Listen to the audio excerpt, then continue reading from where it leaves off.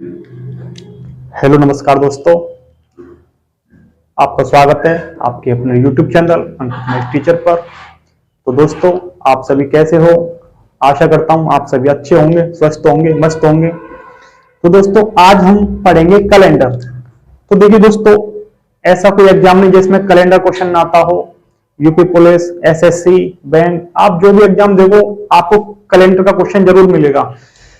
तो दोस्तों चलो आज हम कैलेंडर पढ़ेंगे। तो वीडियो की शुरुआत करते हैं। तो देखिए, जैसे ही अगर आपके सामने क्वेश्चन हो 15 अगस्त 1947 को कौन सा दिन था, डेट कोई सी भी हो सकती है, 2000 के बाद की भी या पहले, कैसी भी कोई सी भी डेट को, यानी किसी भी डेट को हम कैसे निकालेंगे दिन, तो आज हम सीखेंगे। तो सबसे पहले मैं आपको कैलेंडर का थोड़ा बेसिक बताऊंगा, बिना ट्रिक के, एकदम बेसिक तरीके से, बिना किसी कोड को रटाए बिना, ना कोई कोड होगा ना कुछ, हम इजीली तरीके से पूरे बेसिक तरीके से समझेंगे। हो सकता है थोड़ी वीडियो लंबी हो, लेकिन कोई बात नहीं, आज हम पूरा बेसिक सीखेंगे।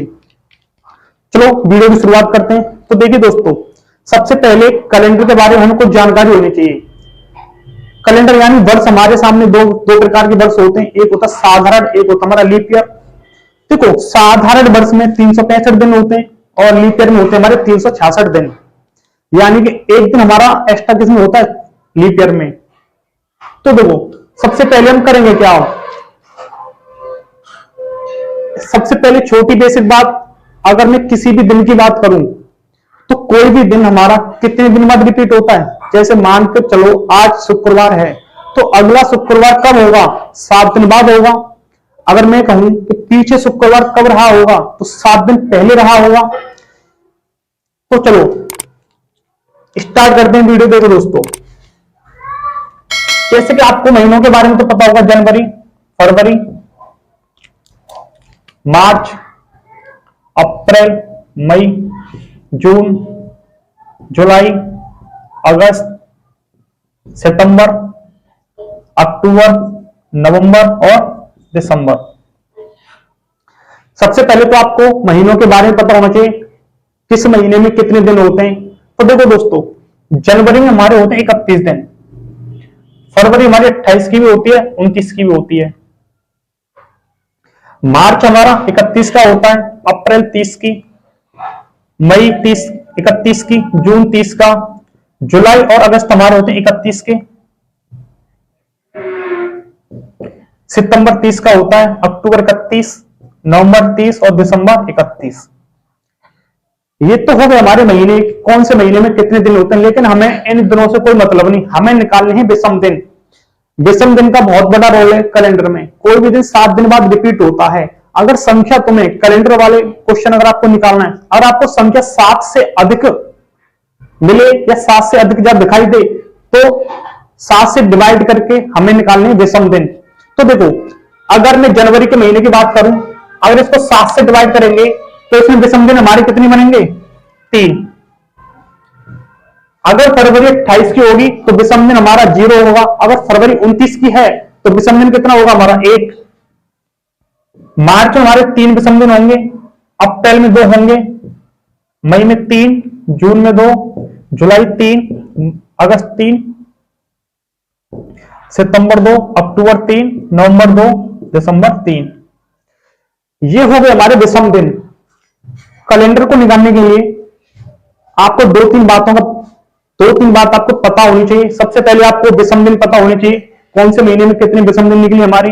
ये तो मैं आपको समझा रहा हूं, लेकिन आपको क्वेश्चन में ऐसे नहीं लिखना। जब आप पेपर, आपको एग्जाम में आप क्वेश्चन करो तो आपको इस तरीके से नहीं लिखना। ये तो मैं आपको समझा रहा हूं, बस आप एक बार पूरा कंसेप्ट समझ लीजिए, उसके बाद आप क्वेश्चन को 30 से 40 सेकंड में खत्म कर दोगे। तो देखिए दोस्तों, आपको ये तो पता होना चाहिए।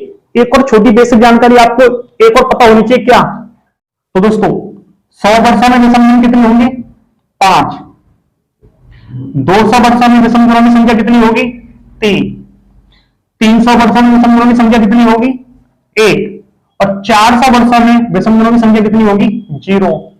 बस आपको 2 बातें आपको रखनी, या आप तो या ये कह सकते हो रखनी है, या आपको याद रखनी है, क्या। 100 वर्षों में विषम दिनों की संख्या कितनी होती है, 5। 200 वर्षों में 3, 300 वर्षों में 1 और 400 वर्षों में 0। तो अब आगे हम क्या करेंगे, सबसे पहले आपको क्या पता होना चाहिए किस महीने में कितने विषम दिन होते हैं, और आपको ये तो इंपॉर्टेंट है, आपको ये तो पता होना चाहिए 100 वर्षों में 5, 200 वर्षों में 3, 300 वर्षों में 400 वर्षों में 0। अब हम क्वेश्चन को स्टार्ट करते हैं। देखिए क्वेश्चन हमारे सामने 15 अगस्त 1947 को कौन सा दिन था। अब आप देखिए सबसे पहले आप ये चेक कीजिए कि 1947 जो वर्ष चल रहा है इसमें फरवरी 28 की है या 29 की। तो लीप ईयर पहचानने के लिए हम किससे डिवाइड करते हैं, 4 से, 4 और 400 से। अगर 4 और 400 से, 400 से आपको डिवाइड कब करना है, जब किसी वर्ष के अंत में 2 जीरो हो, जैसे बोलने में 100 आ रहा हो, जैसे 1500, 1600, 1700, 1800, 1900, 2000। अगर वो पूरा पूरा 400 से करता है तो फरवरी 29 की होगी। अगर किसी वर्ष के पीछे बोलने में 100 ना आ रहा है, डबल जीरो ना आ रही हो, तो आप हम किससे डिवाइड करेंगे, 4 से। तो देखिए अगर मैं 1947 को 4 से डिवाइड करूं, क्या पूरा पूरा कटेगा, नहीं कटेगा। अगर नहीं कटेगा तो फरवरी कितनी होगी, फरवरी हमारी 28 की होगी, यानी फरवरी 28 की, यानी कि विषम दिनों की संख्या यहां पर कितनी होगी, 0। अब आप एक बात बताऊं, 15 अगस्त 1947 वर्ष चल रहा है, क्या अभी पूरा कंप्लीट हो गया, नहीं, यानी कि 1947 वर्ष अभी चल रहा है। तो हम ये कह सकते हैं कि अभी ये वर्ष पूरा कंप्लीट नहीं हुआ। हमें करना क्या है, इससे हमें एक वर्ष कम करना है। कितना करना है, 1946, यानी कि 1947 से पहले 1940 वर्ष हमारे पूरे कंप्लीट हो गए। तो अब हम जो भी काम करेंगे 1940 वर्षों पे करेंगे। अब मैंने जो आपको भी लिखाए थे ना, 100 वर्षों में विषम दिनों की संख्या 5, 200 में 3, 300 में 400 में 0। अब हम इस 1940 को इन वर्षों में तोड़ेंगे। हम सबसे पहले हम सबसे बड़ा वाला नंबर लूं 400। अगर मैं 400 की मल्टीप्लाई में देखूं 1940 में से मैं क्या बाहर निकाल सकता हूं या कैसे तोड़ सकते हैं, 400 की मल्टीपल में अगर मैं बड़े से बड़ा नंबर तोड़ूं तो 4 तक 16, यानी कि 1600। इसमें 1600 बाहर निकाल सकता हूं, आप इसको तोड़िए 1600। अब आपके पास बचा कितना, आपके पास बचा इसमें से अगर 1940 में से अगर 1600 मैंने इसको तोड़ दिया तो हमारा बचा 340। कितना बचा, 340।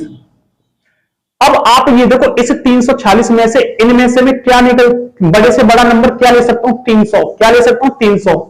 तो 300 लिख दीजिए। अब आपके पास 340 में से मैंने 300 ले लिया और हमारे पास बचा क्या, 46। कितना बचा, 46। जो 46 तो देखो 100 से कम है, तो हम पूरा 46 का 46 लिख देंगे। आपको वर्ष ऐसे ही तोड़ने हैं। हमने 1940 को 1600 प्लस 300 प्लस 46 में तोड़ दिया। अब करना क्या, देखो 400 वर्षों में विषम दिनों की संख्या कितनी, 0। अगर 400 में विषम दिनों की संख्या 0 है तो 800 में भी 0 होगी, यानी 400 के मल्टीपल में जितने वर्ष होंगे सभी में विषम दिनों की संख्या क्या होगी, 0। अगर 400 में 0, 1600 में विषम दिनों की संख्या कितनी होगी, 0। 300 में विषम दिनों की संख्या कितनी है, 300 में विषम दिनों की संख्या है हमारी 1। अब 46 वर्षों में विषम हम दिन कैसे निकालेंगे, तो देखिए 46 में विषम दिन हम कैसे निकालेंगे, मैंने आपको अभी बताया था। अब सबसे पहले इसमें आप देखो 46 वर्षों में कुछ तो लीप ईयर रहे होंगे, यानी कुछ वर्ष ऐसे भी रहे होंगे जिनमें फरवरी 29 की पड़ी होगी, यानी वो वर्ष लीप ईयर रहे होंगे।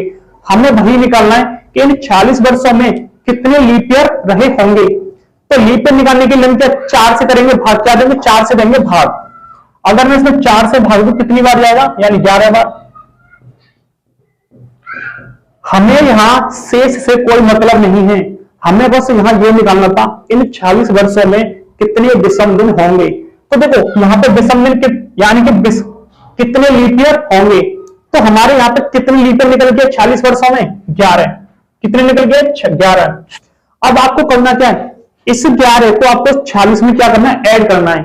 11 को आपको 46 में क्या करना है, ऐड करना है। 46 और 11 कितना होगा, 57। कितना होता है, 57। यानी कि यहां से मेरे विषम दिन कितने बने, 57।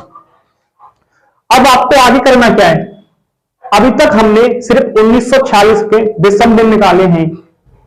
400 में क्या होता है, 0, तो 1600 में क्या होगा, 0। 300 में विषम दिनों की संख्या कितनी, 1, तो 1। और 46 में कितने लीप ईयर हैं?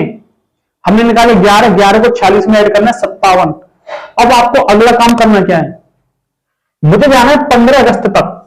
कहां जाना है? 15 अगस्त तक। तो अगस्त के महीने के 15 दिन तो हम ज्यों का त्यों ले लेंगे, क्योंकि हमें 15 अगस्त तक जाना है ना, तो 15 दिन तो हमने ले लिए। अब आप एक बात बताओ, हमने 15 अगस्त के 15 दिन ले लिए, तो अगस्त का तो महीना काउंट हो गया इसमें। अब अगस्त से पहले जितने भी महीने हैं, अब उनके दिसंबर दिन हमको ले रहे हैं। तो अगस्त से पहले हमें कहां तक जाना है? जुलाई तक। तो देखो, जनवरी, फरवरी, मार्च, अप्रैल, मई, जून, जुलाई, यानी कि जुलाई तक हमें दिसंबर दिनों की संख्या लेनी है। देखो, फरवरी तो यहां पर 28 किया क्योंकि साधारण वर्ष है, तो लीजिए 3 और 3 6 और 2 8 और 3 11 तो 13 और 3 16, कितना? 16 प्लस 57 और 1 58। अब ये निकल के आ गए हमारे टोटल विषम दिन। मैंने आपको वीडियो की शुरुआत में बताया था कि विषम दिन हम कैसे निकालते हैं? 7 से, यानी कि विषम दिन होते हैं हमारे जो 7 से भाग देने के बाद बचे। तो देखो, ये संख्या तो 7 से ज्यादा है ना, तो इन सभी को जोड़ के हमें करना क्या? 7 से भाग देना है। तो इन सभी को जोड़ो, 7 से कर दो डिवाइड, इनको जोड़ो, 8 और 14, 5 19 का 9, हासिल को 1 और 5 6, 1 और 5 6, 7 और 1 8, यानी कि 89/7।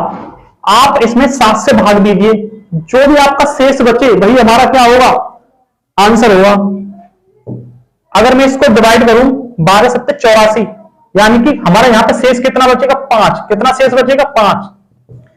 5 शेष बचने का मतलब है, अगर एक शेष बचे तो सोमवार होगा, अगर 2 बचे तो मंगल, 3 शेष बचे तो बुधवार, 4 बृहस्पतिवार और 5 बचा तो हमारा क्या होगा? शुक्रवार।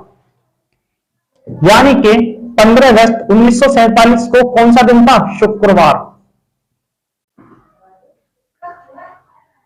तो दोस्तों, आपको क्वेश्चन समझ में आया होगा, आपको ये वीडियो पसंद आई होगी। अगर आपको वीडियो समझ में नहीं आई तो आप इसको एक बार और अच्छे तरीके से ध्यान से देखिएगा, आपको जरूर पसंद आएगी। मैंने आपको बिल्कुल बेसिक तरीके से बताया, बिना ट्रिक के, बिना कोड के। आप 1-2 बार 2-4 क्वेश्चन पर प्रैक्टिस कीजिए, उसके बाद देखना आप इन क्वेश्चन को मात्र 30 सेकंड में खत्म कर दोगे। आपको ये लिखने की जरूरत नहीं है, बस आपको इतना याद करना है 100 वर्षों में विषम दिन 5 होते हैं, 200 वर्षों में 3, 300 वर्षों में 1, 400 वर्षों में 0। और आपको पेपर में इतना नहीं लिखना है, आपको ये समझ, ये तो मैंने आपको समझाने के लिए लिखा है। जब आप क्वेश्चन और प्रैक्टिस कर लोगे ना, 4-6 क्वेश्चन आप लगाओगे, उसके बाद आपको लगेगा हाँ, ट्रिक से अच्छा हमारा बेसिक है। बेसिक मात्र 30 सेकंड में आप कर दोगे। तो दोस्तों, बस आप हमारे साथ बने रहिए, मिलते हैं नेक्स्ट वीडियो में। जब तक के लिए धन्यवाद।